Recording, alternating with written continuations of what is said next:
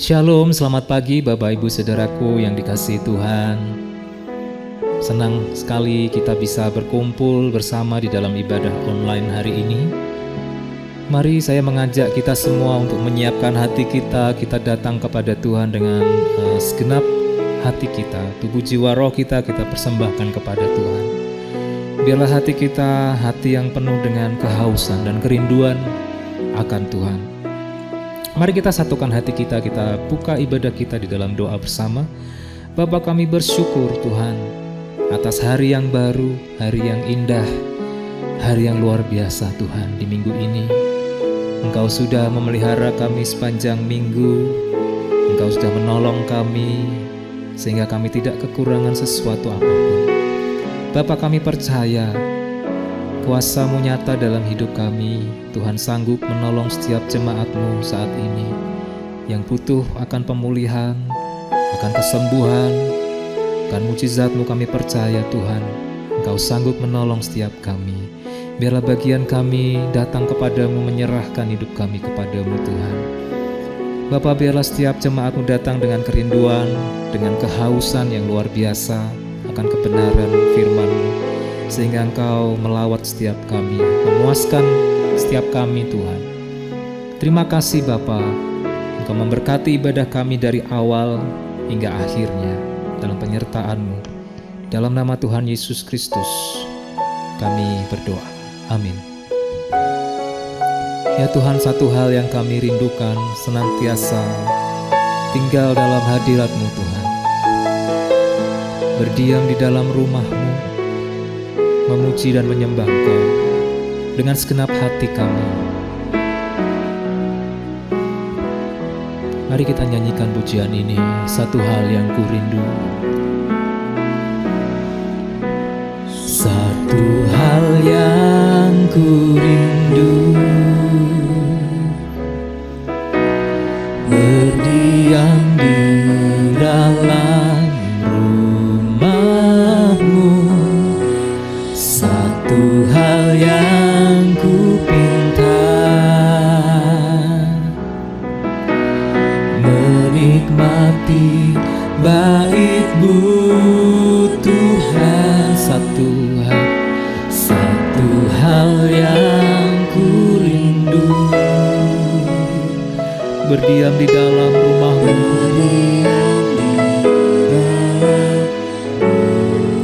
Mari katakan kepada Tuhan, satu hal yang ku pinta, menikmati bait-Mu Tuhan, menikmati bait-Mu Tuhan. Lebih baik satu hal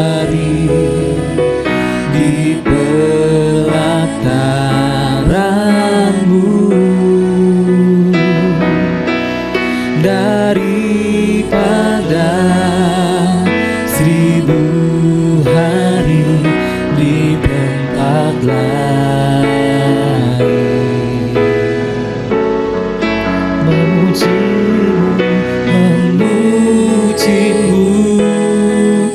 menyembahmu, Kau Allah yang hidup, dan menikmati semua kemurahan-Mu. Dengan segenap hatimu katakan, lebih baik, lebih baik satu hari di pelataran-Mu daripada 1000 hari di tempat lain. Memuji-Mu ya Tuhan, memuji-Mu, menyembahmu, Kau Allah yang hidup, dan menikmati semua kemurahan-Mu. Lebih baik, dengan segenap hati kita, lebih baik satu hari di pelataran-Mu daripada 1000 hari di tempat lain. Aku mau memuji dan menyembah-Mu ya Tuhan, memuji-Mu, menyembah-Mu, Kau Allah yang hidup, dan menikmati semua kemurahan-Mu, dan menikmati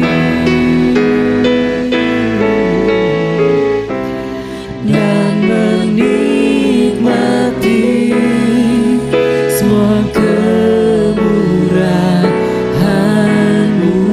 Katakan, dan menikmati semua kemurahan-Mu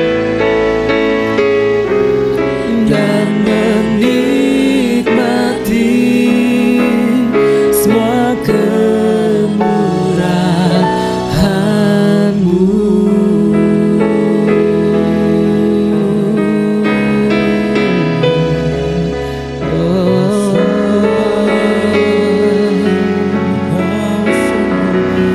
Menikmati hadirat-Mu.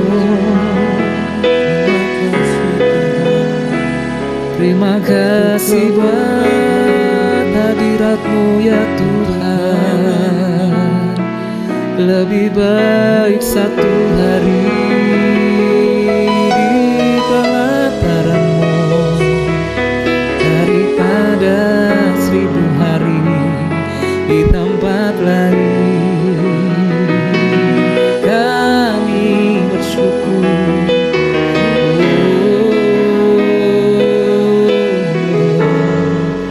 haleluya. Oleh kuasa darah-Mu Tuhan, Engkau melayakkan setiap kami. Betapa pengorbanan-Mu besar dalam hidup kami Tuhan.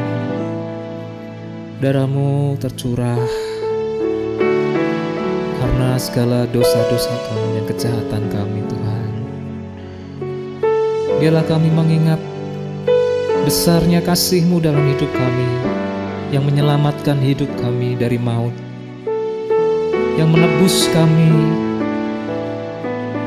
dari neraka. Tuhan menyelamatkan setiap kami.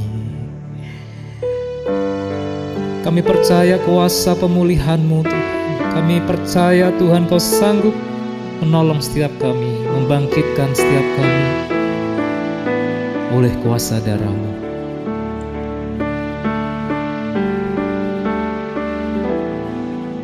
Dengan darah-Mu Kau tebus dosaku, dengan nyawa-Mu Kau tukar hidupku. Kini aku sepenuhnya milik-Mu. Akulah hamba-Mu. Dengan darah-Mu Yesus, dengan segenap hatimu katakan, dengan darah-Mu Kau tebus dosaku, dengan nyawa-Mu Kau tukar hidupku. Kini aku sepenuhnya milik-Mu. Akulah hamba-Mu. Katakan Yesus, Yesus, Yesus, Yesus, ku berseru. Mari berseru kepada namanya yang kudus. Yesus, Yesus, selamatkan setiap kami ya Tuhan yang berseru kepadamu. Pengabdianku hanya padamu. Yesus, Yesus, Engkaulah Rajaku. Katakan Yesus, Yesus, Yesus, Yesus, ku berseru, dengarkanlah kami Tuhan. Namamu, pengabdianku hanya padamu. Yesus, Yesus, Engkaulah. Sekali lagi Yesus, Yesus, Yesus, Yesus, ku berseru. Mari panggil namanya Bapak Ibu Saudara yang dikasihi Tuhan. Pengabdian kami hanya kepadamu. Hanya padamu. Yesus, Yesus, Engkaulah Rajaku. Pengabdianku, pengabdianku hanya padamu. Yesus, Yesus, Engkaulah Rajaku. Sekali lagi pengabdianku, pengabdianku hanya padamu. Yesus, Yesus, Engkaulah Rajaku.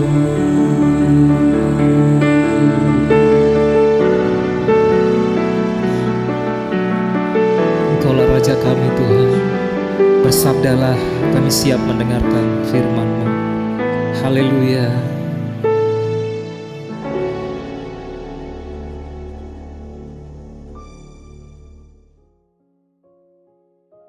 Mari kita sama-sama berdoa, mempersiapkan hati kita untuk menerima firman Tuhan. Bapa Surgawi, berkati urapi hamba-Mu. Pakai lidah bibir hamba-Mu untuk boleh menjadi saluran berkat bagi setiap kami. Biarlah setiap pesan yang kami dengar boleh memberkati kami dan mendapat tempat di hati kami. Di dalam nama Tuhan Yesus Kristus kami mengucap syukur, kami berdoa. Amin. Bapak Ibu saudaraku sekalian, kualitas hidup seseorang sangat ditentukan oleh caranya memandang kehidupan.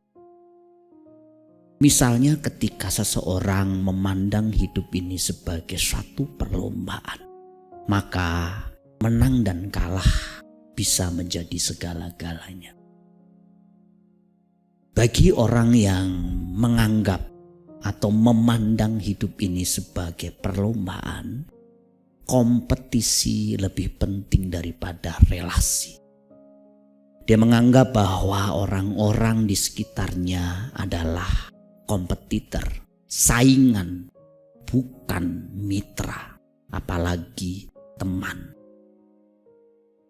Dan orang-orang seperti ini, Bapak Ibu Saudaraku sekalian, biasanya gak mau ngalah dan juga gak mau kalah. Di masyarakat, di tempat dia bekerja, di gereja, bahkan di rumah. Dengan adiknya sendiri, kakaknya sendiri, bahkan suami atau istrinya sendiri pun dia bisa gak mau ngalah, gak mau kalah. Dia mau dinomorsatukan dalam segala hal. Dan tentu ini masalah. Orang-orang seperti ini bisa mengalami banyak problem emosional. Gampang marah, gampang tersinggung. Dan biasanya juga sering mengasihani diri. Menurut Alkitab, hidup ini adalah ujian.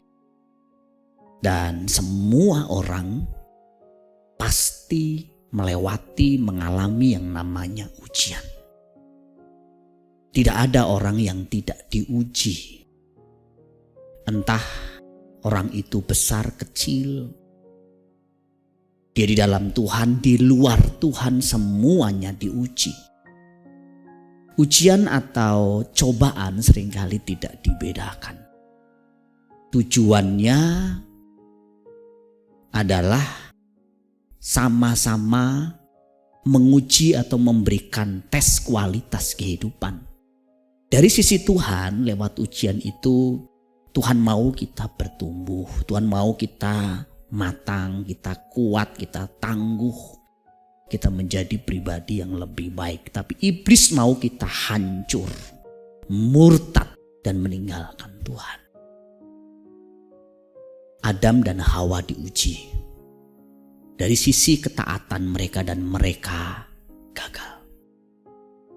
Ayub juga diuji lewat situasi ekstrim. Kehilangan 10 anaknya, seluruh hartanya, kesehatannya, dan dia menang.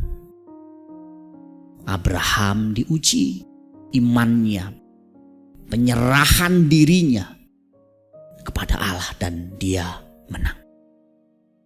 Petrus diuji statementnya, sesumbarnya bahwa dia akan rela dipenjara dan mati bersama dengan gurunya, dan dia gagal. Dia menyangkal gurunya 3 kali. Paulus juga diuji lewat duri dalam dagingnya. Dia menang. Tuhan kita Yesus Kristus pun juga diuji. Jadi ini hanya contoh-contoh, saudara bisa menemukan banyak bagian lain. Cerita lain dalam Alkitab.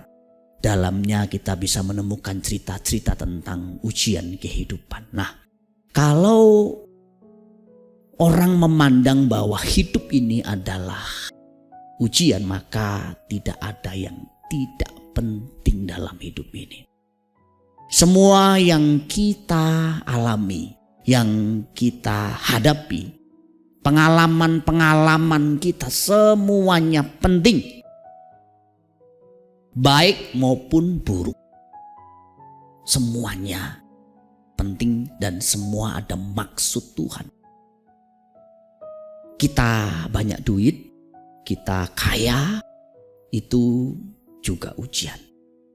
Dalam kekayaan kita, dalam situasi kita banyak uang, Tuhan mau lihat hati kita terpaut tidak sama uang. Tetap rendah hati enggak kita? Masihkah kita bersikap sederhana di hadapan Tuhan seperti seorang anak kecil yang berkata, Tuhan, aku tidak bisa hidup tanpa Tuhan. Ketika kita sudah punya segala-galanya, apakah kita masih rendah hati dan masih menganggap Tuhan itu penting buat kita? Karena Kenyataannya kalau orang sudah kaya, Tuhan sudah tidak dianggap penting lagi. Juga sebaliknya, waktu kita miskin, kita mengalami kesulitan, keuangan, hutang di mana-mana.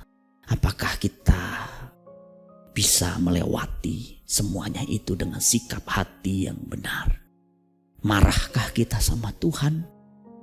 Apakah kita mencari jalan pintas dengan melakukan perbuatan-perbuatan tercela seperti mencuri, korupsi, jual diri, jual narkoba, sehingga kita memalukan nama Tuhan?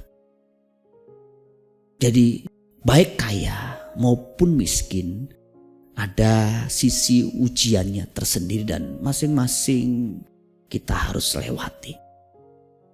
Ya Bapak Ibu saudaraku sekalian, karena dalam situasi banyak duit, orang kadang-kadang menang, kadang-kadang kalah. Orang banyak duit akhirnya justru dia malah lupa diri. Lupa Tuhan. Lupa keluarga. Seperti kasus anak terhilang. Tapi kadang-kadang kondisi gak punya uang, malah dia cinta Tuhan. Memberi juga begitu. Kadang orang dalam kondisi sulit malah memberi. Belajar berbagi. Tapi giliran makin banyak duit, makin hitung-hitungan, makin pelit. Semoga kita tidak seperti itu, Bapak Ibu saudaraku sekalian. Karena di balik berkat yang Tuhan percayakan itu ada haknya orang lain. Ada haknya pekerjaan Tuhan, ada haknya orang tua, saudara kita yang gak mampu, ada haknya fakir miskin dan orang-orang membutuhkan uluran tangan kita. Itu kaya atau miskin. Dipuji, dihina juga ujian. Kalau kita dipuji, bagaimana respon kita, reaksi kita? Ketika kita dikritisi, kita dihina bagaimana? Dibully bagaimana? Itu ujian, Bapak Ibu saudaraku sekalian. Baik dipuji maupun dihina adalah ujian. Sehat, sakit juga ujian. Waktu kita sehat, apa yang kita lakukan dengan tubuh kita, dengan waktu-waktu kita, dengan potensi kita? Apakah kita melakukan hal-hal yang produktif bagi Allah dan kerajaannya? Atau sebaliknya, waktu kita sehat malah kita hambur-hamburkan kesehatan kita, tenaga kita, waktu kita untuk hal-hal yang tidak produktif dan tidak memuliakan Allah. Giliran kita sakit baru kita berkomitmen, berjanji akan melakukan hal-hal yang memuliakan Tuhan. Pak Pendeta, kalau aku sembuh, aku mau melayani Tuhan, Pak Pendeta. Kenapa? Kenapa harus begitu? Kenapa kalau kita sembuh, waktu kita dulu sehat, kenapa kita tidak giat melayani Tuhan? Makanya ada juga jemaat yang bilang, Pak, orang Kristen tuh kadang-kadang aneh ya. Bukan hanya orang Kristen saja sih, hampir semua orang. Kalau sakit, keluarin duit berapapun tuh kenapa gak sayang untuk berobat, untuk beli obat, untuk bayar dokter, untuk kemoterapi itu gak sayang. Iya, karena taruhannya nyawa. Tapi kenapa waktu sehat, ketika Tuhan kasih kesehatan kita, kita justru pelit. Pelit untuk pekerjaan Tuhan, pelit untuk membantu orang. Bahkan pelit untuk diri kita sendiri dan orang yang kita cintai. Termasuk soal waktu. Orang kalau sakit tuh sepertinya waktunya banyak sekali. Waktu medical check up banyak sekali, longgar sekali. Waktu untuk kemoterapi, waktu untuk antri di apotek atau antri dokter spesialis. Kita betul-betul punya banyak waktu. Tapi kenapa kalau kita sehat, sepertinya untuk saat teduh hanya 15 menit kita tidak punya waktu. Untuk ikut komsel, ikut pemuritan walau hanya 1-2 jam dalam 1 minggu kita gak punya waktu. Termasuk kadang untuk ibadah saja. Seminggu sekali hanya 1 jam. Kita juga tidak punya waktu. Dan di sana kita gagal di dalam kita mengatasi kesehatan maupun kelemahan tubuh kita. Menurut Alkitab, Bapak Ibu Saudaraku sekalian, setidaknya ada 3 manfaat ujian atau cobaan. Yang pertama, ujian atau cobaan menunjukkan kualitas asli hidup kita. Kita akan kelihatan sebagai orang yang sabar, sebagai orang yang kuat, sebagai orang yang setia. Dari mana? Dari mana orang tahu? Dari mana Tuhan tahu kalau kita kuat, sabar, setia kalau tidak diuji dulu? Bagaimana kita tahu anak-anak kita pintar atau tidak sebagai seorang guru kalau tidak lewat ujian dulu? Seperti itulah kehidupan. Kalau sebagai orang Kristen kita berkata saya orang yang setia kepada Tuhan, apa buktinya? Karena saya tidak murtad, 20 tahun ikut Tuhan gak pindah agama. Itu bukan ukuran yang utama kesetiaan. Kalau kita tidak pindah agama, kita tetap bergereja tapi moral kita buruk, kita gak betul-betul setia melayani Tuhan dan pekerjaannya, buat apa juga kita hidup seperti itu? Itu ibarat kita ngomong setia sama pasangan kita, gak ceraiin pasangan kita, di belakang kita main perempuan, kita selingkuh. Tentu itu tidak bisa jadi ukuran kesetiaan Bapak Ibu Saudaraku sekalian. Petrus pernah sesumbar bahwa dia akan setia, ikut di penjara sama Tuhan, sama gurunya sampai mati. Tapi kenyataannya Petrus menyangkal kan? Kita juga bisa seperti Petrus, kita punya statement, punya sesumbar rohani bahwa kita akan setia sampai mati. Kita akan ikut Tuhan, setia sampai kapanpun. Kita juga akan setia kepada pasangan kita sampai maut memisahkan. Tapi kalau cuman mulut saja atau status saja, ya di media sosial kita itu tidak membuktikan apapun, atau cuman lagu saja. Banyak orang kalau nyanyi kan, kau segalanya Tuhan, inilah seluruh hidupku kupersembahkan padamu. Nyanyi mah gampang, jalaninya itu Bapak Ibu Saudaraku sekalian. Waktu Tuhan ngetes Abraham itu bukan hal yang mudah. Yang dites itu adalah Abraham disuruh menyerahkan atau menyembelih anaknya yang bernama Ishak. Setelah penantian panjang 25 tahun menanti, istrinya lahir di masa tua, sudah anaknya cukup besar, Tuhan tes. Tes yang ini lebih berat lagi dari sekedar menanti 25 tahun. Nunggu anak 25 tahun tuh, wah itu juga ujian iman yang berat. Tapi ini sudah menunggu 25 tahun, dites lagi yang kedua. Udah ditunggu 25 tahun, diminta disembelih coba. Tapi kita lihat di dalam Alkitab apa yang dilakukan oleh Abram. Dalam Kejadian pasal 22 ayat 12 disebutkan di sana, lalu ia berfirman, jangan bunuh anak itu dan jangan kau apa-apakan dia. Jadi waktu Abram sudah mau menyembelih Ishak, firman Tuhan muncul ini. Sebab telah ku ketahui sekarang bahwa engkau takut akan Allah dan engkau tidak segan-segan untuk menyerahkan anakmu yang tunggal kepadaku. Karena memang tujuan Tuhan pengen tahu isi hati Abraham itu seperti apa. Benar gak Abraham itu cinta sayang sama Tuhan? Lebih daripada sayang sama anaknya, lebih daripada sayang sama istrinya. Dan Abraham lulus. Saudaraku sekalian, kadang-kadang Tuhan nanti juga akan tes, uji dalam level tertentu. Salah satunya siapa sih, apa sih yang betul-betul kita sayangi, kita cintai. Bener gak? Karena mulut kita sama tindakan kita kadang beda. Mulut kita mengatakan kita mencintai Tuhan lebih dari segalanya, tapi kenyataannya harta, orang-orang tertentu lebih kita cintai daripada Tuhan. Dan kadang-kadang Tuhan tes. Kalau kita bilang Tuhan aku mau setia sampai mati, Tuhan juga akan tes. Aku mau menyerahkan seluruh hidupku untuk melayanimu, Tuhan akan tes. Bukan sekedar statement, tapi akan dilihat juga hasilnya. Manfaat ujian yang kedua adalah mengembangkan karakter. Lewat ujian-ujian, karakter belajar, kita berkembang makin kuat, makin kokoh, makin tegar. Ujiannya tidak berkurang mungkin, tesnya tidak berkurang. Cobaan-cobaannya berdatangan, tapi kita makin kuat, makin tangguh. Itulah yang ditulis oleh Yakobus dengan mengatakan, sebab kamu tahu bahwa ujian terhadap imanmu itu menghasilkan ketekunan, menghasilkan ketabahan. Ujian iman menghasilkan ketabahan. Misalnya gini, ada seorang yang saya muridkan berkata, Pak, saya ini masih gampang atau masih bisa sakit hati. Oh iya bisa, saya bilang, saya juga masih bisa sakit hati.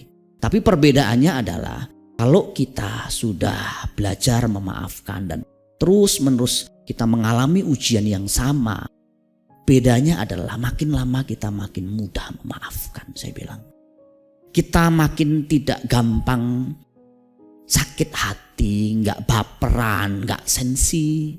Ketika kita dikritisi, ketika kita diperlakukan tidak adil, karena kita sudah melewati berbagai macam ujian. Kalau kita sedikit ada masalah, kita lari ya. Sedikit ada benturan, kita menghindar. Kapan kita menang? Kita nggak lulus-lulus. Kalau masalah keluarga, kita cerai, kita cari yang lain. Ya kapanpun kita tetap akan ada masalah. Di komunitas kita punya masalah, kita anti komunitas. Ya kemanapun kita ketemu komunitas tetap akan ada masalah. Karena Tuhan mau kita lulus di area-area tertentu, Bapak Ibu Saudaraku sekalian. Yang ketiga, ujian atau cobaan membuat iman kita dan motivasi kita semakin dimurnikan. Alkitab mengatakan maksud semuanya itu atau cobaan atau ujian ialah untuk membuktikan kemurnian imanmu yang jauh lebih tinggi nilainya daripada emas yang fana yang diuji kemurniannya dengan api. Maksud ujian, maksud cobaan adalah untuk membuktikan kemurnian iman kita. Bagaimana Tuhan tahu iman kita murni atau tidak? Kalau nggak dites dulu. Karena sebenarnya waktu kita ikut Tuhan, waktu kita melayani Tuhan, kita masih banyak campurannya. Motivasi kita masih banyak campuran, iman kita juga masih banyak belum terarah. Lewat berbagai macam ujian, misalnya doa-doa kita yang tidak dikabulkan, kita ketemu orang yang menjengkelkan, kita menghadapi benturan-benturan, membuat iman kita dimurnikan. Ada seorang bapak-bapak bilang, Pak, sekarang saya nggak mau lagi ikut Tuhan Yesus. Kenapa? Ya Tuhan Yesus nggak menjawab doa saya sakit nggak disembuhkan. Itu berarti iman kita yang sebenarnya dites sama Tuhan. Kita ikut Tuhan Yesus itu karena asas manfaat, di mana kita mau disembuhkan atau kita mau diselamatkan jiwa kita. Kalau kita beriman kepada Kristus dan kita percaya jiwa kita diselamatkan, masalah tubuh kita terserah Tuhan. Harusnya kan begitu. Termasuk ekonomi kita. Kita ikut Tuhan bukan supaya ekonomi kita diperbaiki. Puji Tuhan kalau akhirnya kita kerja keras, kita kerja cerdas, kemudian Tuhan memberkati, mempercayakan harta. Tapi bukan itu tujuannya. Seorang yang pernah mengalami ujian berat, ujian hebat yang ekstrim yang bernama Ayub pernah berucap ini. Karena ia tahu jalan hidupku, seandainya ia menguji aku akan timbul seperti emas. Ya, kalau Tuhan menguji orang-orang tertentu yang akhirnya dia menang, dia akan timbul seperti emas. Tapi kalau dia kalah, dia akan hancur. Orang yang menang dalam ujian, dia akan timbul seperti emas. Dia yang kalah, dia bisa menjadi seperti Yudas Iskariot atau Demas. Paulus punya sahabat pelayanan banyak, salah satunya bernama Demas. Alkitab mencatat bahwa Demas ini mencintai dunia dan meninggalkan Paulus.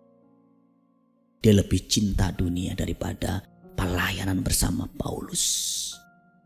Kemudian dia minta supaya Markus dijemput. Markus pernah ditolak sama Paulus karena gak komitmen. Tapi di kemudian hari Markus bertobat dan dibutuhkan lagi dalam pelayanan. Gak apa-apa kita lemah, kita jatuh, tapi kita bangkit kembali. Kita iring Tuhan dengan sungguh-sungguh. Terakhir, janji Tuhan di dalam 1 Korintus pasal 10 ayat 13. Pencobaan-pencobaan yang kamu alami ialah pencobaan biasa yang tidak melebihi kekuatan manusia. Sebab Allah setia dan karena itu Ia tidak akan membiarkan kamu dicobai melampaui kekuatanmu. Pada waktu kamu dicobai, Ia akan memberikan kepadamu jalan keluar sehingga kamu dapat menanggungnya. Ini janji Tuhan. Cobaan, ujian yang kita hadapi tidak akan melampaui kekuatan kita. Kita akan diberikan jalan keluar untuk kita mampu menanggungnya. Saudaraku sekalian, apa yang sekarang saudara alami? Ujian apakah itu? Kalau kita memandang hidup ini sebagai ujian, kita gak akan menganggap itu sesuatu yang gak penting. Semuanya penting. Apakah engkau saat ini dalam kondisi sulit, pepet, sepertinya mentok sana mentok sini? Tuhan sedang menguji engkau.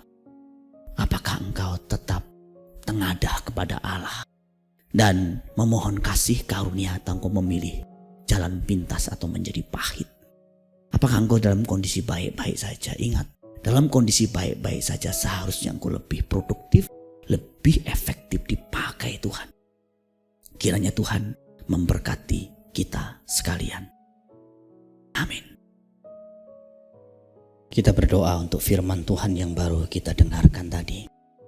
Kami mengucap syukur Bapa, kami diingatkan oleh kebenaran firman-Mu bahwa hidup adalah ujian. Biarlah melalui setiap ujian yang Tuhan izinkan terjadi, kami boleh bertumbuh secara iman dan karakter. Kami semakin berkembang karakter kami, karakter Kristus. Sifat-sifat Kristus boleh bertumbuh dalam hidup kami. Demikian juga kalau engkau melihat ada banyak motivasi yang masih belum lurus, engkau yang akan memurnikan kami melalui setiap ujian. Terima kasih Bapa untuk cinta dan kasih-Mu yang begitu besar.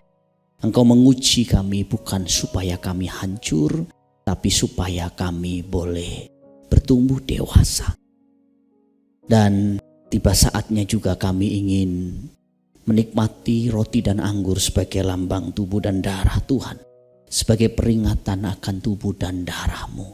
Engkau menyucikan, menguduskan roti dan anggur ini, ataupun pengganti roti dan anggur yang kami sudah siapkan, kuduskan, sucikan, untuk boleh menjadi alat berkat, alat anugerah bagi kami, dan juga setiap kami yang mempersiapkan diri untuk mengambil roti dan mengambil anggur, melakukan perjamuan kudus hari ini. Biarlah berkat-Mu turun atas kami sekalian. Terima kasih Bapa. Kalau Engkau menjumpai ada dosa yang kami lakukan, ampuni, sucikan kami, layakkan kami. Di dalam nama Tuhan Yesus Kristus kami mengucap syukur, kami berdoa. Amin.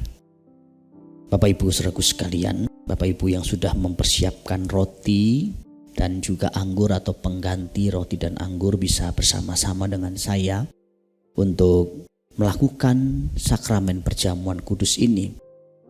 Mari angkat roti di tangan sebelah kanan saudara dan lebih tinggi di atas kepala kita, dengarkan firman Tuhan. Sebab apa yang telah kuteruskan kepadamu telah aku terima dari Tuhan, yaitu bahwa Tuhan Yesus pada malam waktu Ia diserahkan mengambil roti, dan sesudah itu Ia mengucap syukur atasnya. Ia memecah-mecahkannya dan berkata, inilah tubuhku yang diserahkan bagi kamu. Perbuatlah ini menjadi peringatan akan aku. Bukankah roti yang kita pecah-pecahkan adalah persekutuan dengan tubuh Kristus? Amin. Mari kita makan dengan iman dalam nama Tuhan Yesus Kristus.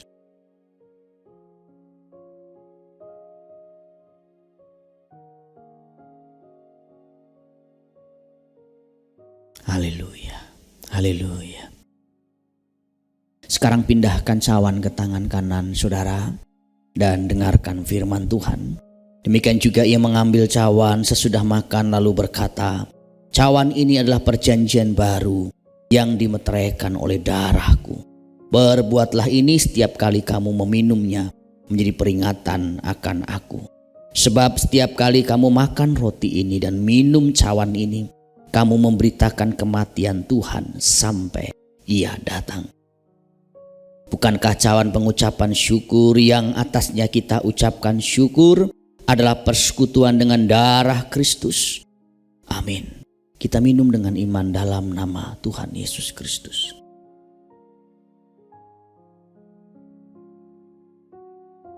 Mari kita secara pribadi datang kepada Tuhan mengucap syukur untuk anugerah keselamatan yang kita peroleh.